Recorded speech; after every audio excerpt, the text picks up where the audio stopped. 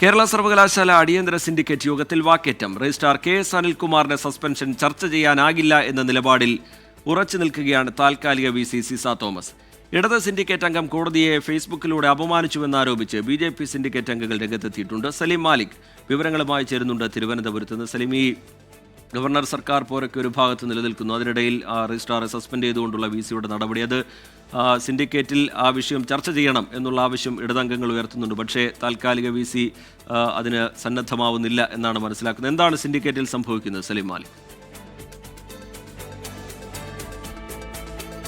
രജിത്ത്, അടിയന്തര സിൻഡിക്കേറ്റ് യോഗത്തിൽ വലിയ തർക്കം സംഭവിക്കുന്നുണ്ട് എന്നുള്ളതാണ് നമ്മളിപ്പോൾ മനസ്സിലാക്കുന്നത്. കാരണം ഇടയ്ക്കിടയ്ക്ക് വലിയ ശബ്ദവും മുദ്രാവാക്യം വിളികളും ഒക്കെ നമുക്ക് സിൻഡിക്കേറ്റ് യോഗത്തിൽ നിന്ന് നമുക്ക് താഴെ വാർത്ത റിപ്പോർട്ട് ചെയ്യാനായി എത്തുമ്പോൾ തന്നെ കേൾക്കാം. നമ്മൾ അതിൽ നിന്നും അകത്തുനിന്ന് മനസ്സിലാക്കുന്നതനുസരിച്ച് ഈ സസ്പെൻഷൻ നടപടി VC റിപ്പോർട്ട് ചെയ്തിട്ടുണ്ട്, ഈ സിൻഡിക്കേറ്റ് യോഗത്തിൽ റിപ്പോർട്ട് ചെയ്തിട്ടുണ്ട്. റിപ്പോർട്ട് ചെയ്തപ്പോഴാണ് ഇടതംഗങ്ങൾ ആ വിഷയത്തിൽ ചർച്ച ആവശ്യമുണ്ട് എന്ന് പറഞ്ഞത്. പക്ഷേ അത് ഈ സസ്പെൻഷൻ നടപടി റിപ്പോർട്ട് ചെയ്യുക മാത്രമാണ് അജണ്ട എന്നാണ് സിസ തോമസ് നിലപാടെടുത്തത്. അതല്ലാതെ അതിൽ ഏതെങ്കിലും നിലയിലുള്ള ചർച്ചയ്ക്ക് തയ്യാറായില്ല.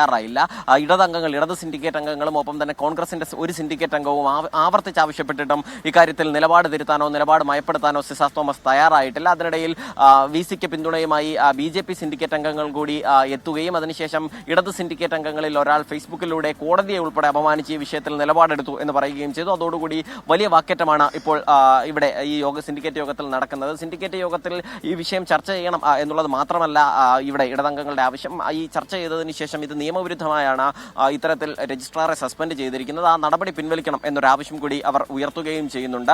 നിലവിൽ 2 സത്യവാങ്മൂലങ്ങൾ നാളെ കോടതിയിലേക്ക് പോകാനാണ് ഇത്തരത്തിലൊരു സാധ്യത ഇപ്പോൾ നിലനിൽക്കുന്നത്. കാരണം ഏതെങ്കിലും തരത്തിലുള്ള ഒരു അനുനയത്തിന്റെ സൂചനകൾ യോഗത്തിൽ നിന്ന് ലഭിക്കുന്നില്ല. അതുകൊണ്ട് തന്നെ നാളെ കോടതി ഈ വിഷയം പരിഗണിക്കുകയാണ്. വിഷയം പരിഗണിക്കുമ്പോൾ യൂണിവേഴ്സിറ്റിയുടെ ഭാഗത്ത് നിന്ന് തന്നെ 2 സത്യവാങ്മൂലങ്ങൾ നൽകാനാണ് നിലവിൽ ഉണ്ടാവുക. അതിലൊന്ന് സിൻഡിക്കേറ്റിന് വലിയ ഭൂരിപക്ഷം സിൻഡിക്കേറ്റ് യോഗത്തിൽ ഇടതംഗങ്ങൾക്കുണ്ട്. അതുകൊണ്ട് തന്നെ ഇടതംഗങ്ങളുടെ ഭാഗത്തു നിന്ന് ഒരു സിൻഡിക്കേറ്റിൻ്റേത് എന്ന നിലയിൽ ഒരു സത്യവാങ്മൂലം ഉണ്ടാകും. അതിന് വിയോജനക്കുറിപ്പ് യോഗത്തിൽ തന്നെ സിസ തോമസ് അതിനെ വിയോജിക്കും എന്നുള്ള കാര്യത്തിലും തർക്കമില്ല. അങ്ങനെയാണെങ്കിൽ വൈസ് ചാൻസലറുടേത് എന്ന നിലയിൽ സിസ തോമസിന്റെ ഭാഗത്ത് നിന്ന് മറ്റൊരു സത്യവാങ്മൂലം കൂടി നൽകുകയും ചെയ്യും. അതോടുകൂടി രജിസ്ട്രാറെ സസ്പെൻഡ് ചെയ്ത നടപടി മറ്റൊരു തലത്തിലേക്ക്, അത് കോടതി തന്നെ ഇടപെടേണ്ട ഒരു സാഹചര്യം ഉണ്ടാവുകയും ചെയ്യും. ഒരുപക്ഷെ ഇന്ന് മറ്റൊരു സാധ്യത നിലനിൽക്കുന്നത് ഈ സിൻഡിക്കേറ്റിന് വലിയ ഭൂരിപക്ഷമുള്ള ഇടതംഗങ്ങൾക്ക് വലിയ ഭൂരിപക്ഷമുള്ള സിൻഡിക്കേറ്റ് ആയതിനാൽ തന്നെ ആ തീരുമാനം നിലവിൽ ഈ രജിസ്ട്രാറെ സസ്പെൻഡ് ചെയ്ത നടപടി